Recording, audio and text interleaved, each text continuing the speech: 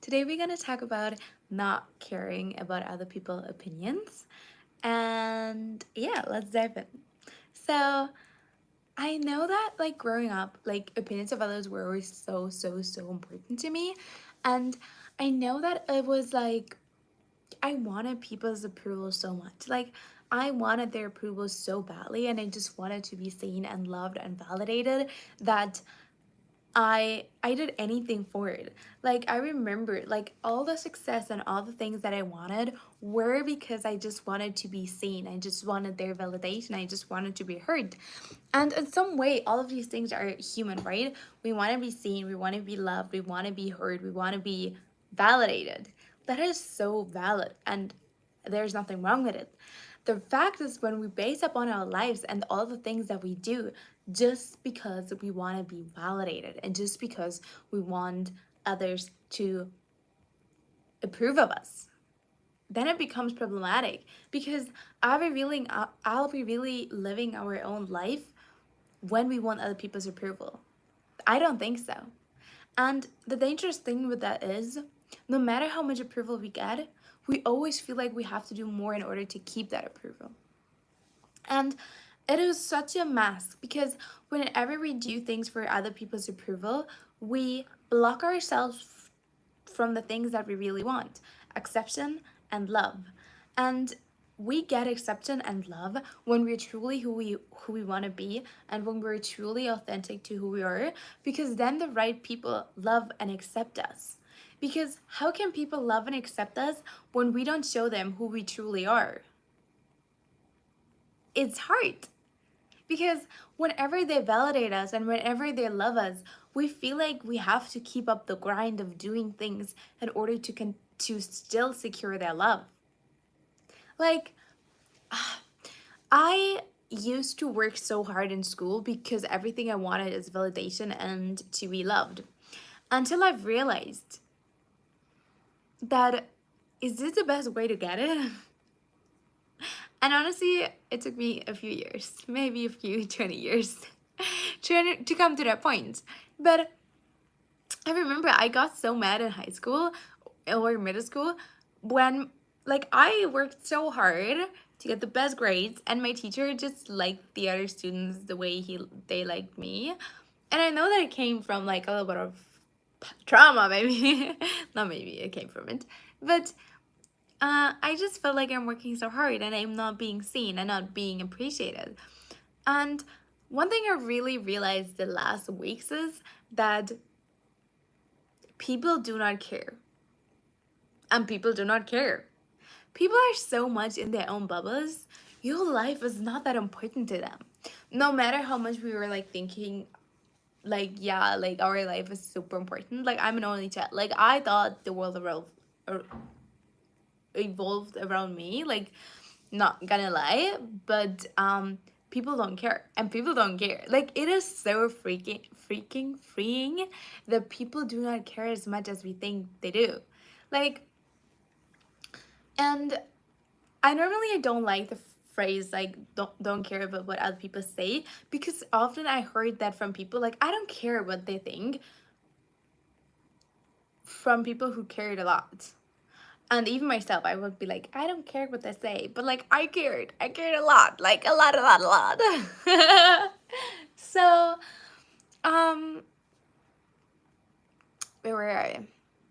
Yeah, so, other people don't care as much. They're so much in their own life, in their own bubble, and they generally don't think about me as often as I think about myself. I think about myself like all the time, and I'm just a person in their life, and they're thinking about themselves all the time.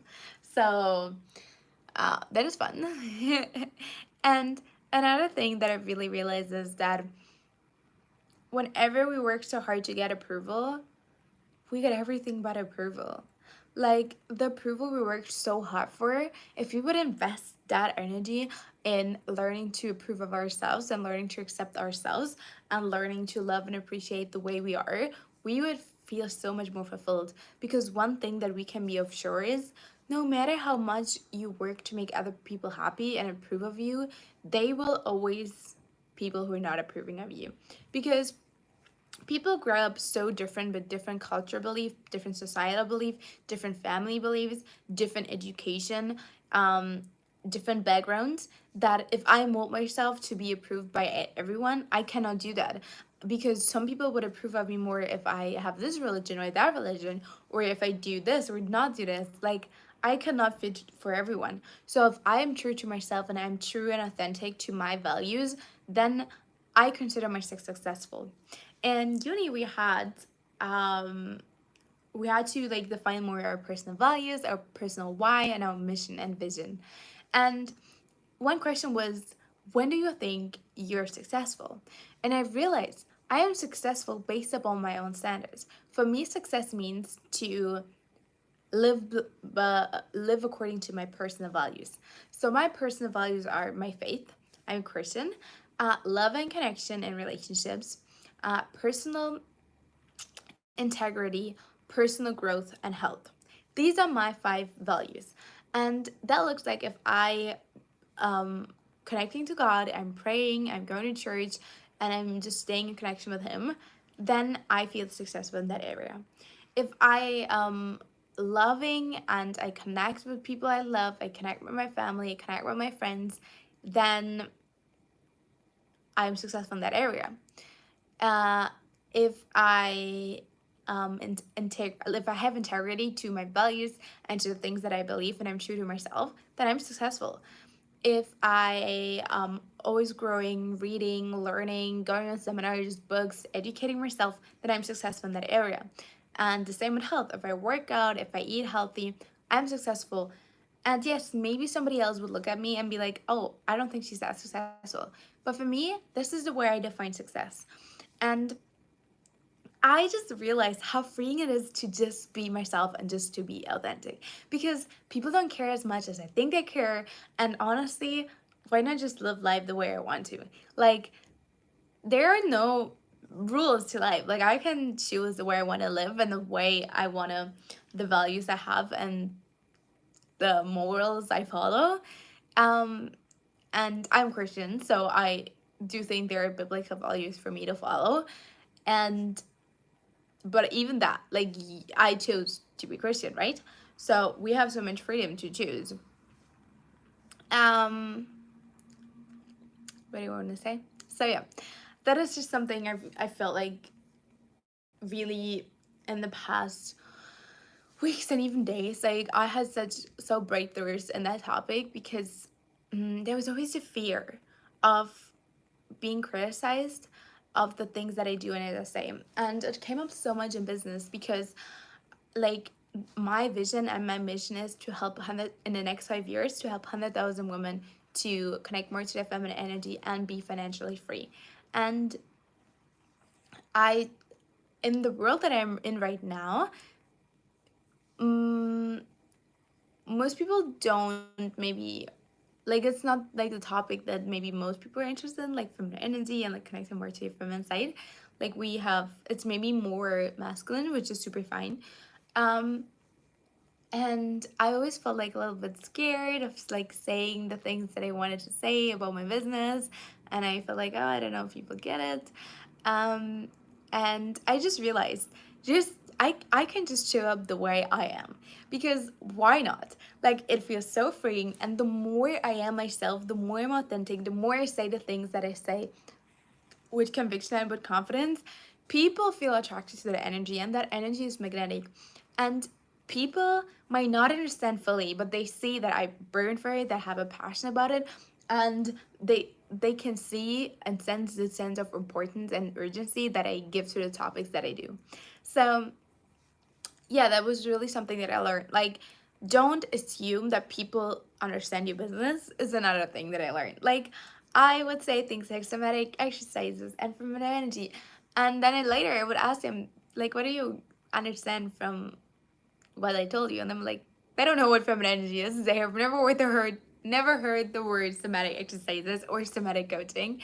And I was like, yeah, why am I even assuming? Like, why am I assuming that people know what I know? Like, that also helped me to understand that the value that I have and the value that I create is something unique. Like, I might be on the bubble of the internet because I'm constantly studying those topics, and I feel like people know what I know. But I did so many interviews with people from different countries, different society, like different socioeconomic status. People don't know what I know. Like, I have been digging deep into that topic, and I've realized that the value that I can give to others, that these things are of value. And that is also connected to our self-worth, like knowing that what we have to say and what we are is of worth and is of value to others. And that was always so hard for me. Like, I remember, like, I was super smart.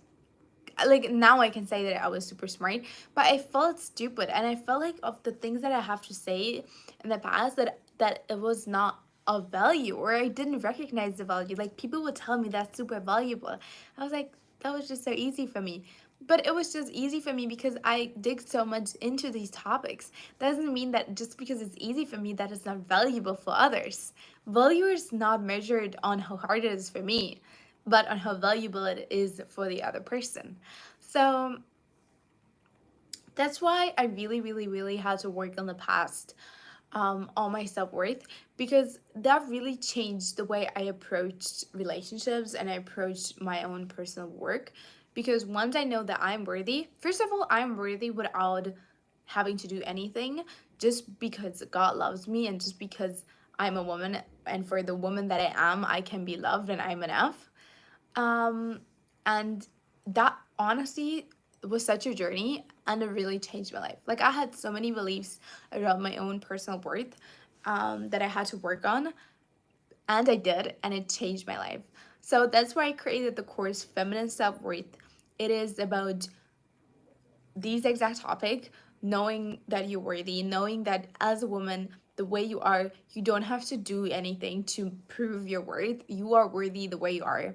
And that helps you to connect more to your feminine energy, because feminine energy is about receiving and allowing. And once we feel worthy, we don't feel guilty for receiving love, affection, attention, money, gifts.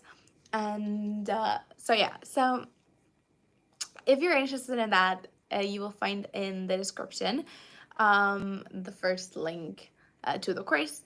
I would love to have you. And it is full of journal prompts. So there are videos, and then there's full of journal prompts and exercises for you to do to dig deep. So I'm so excited to have you.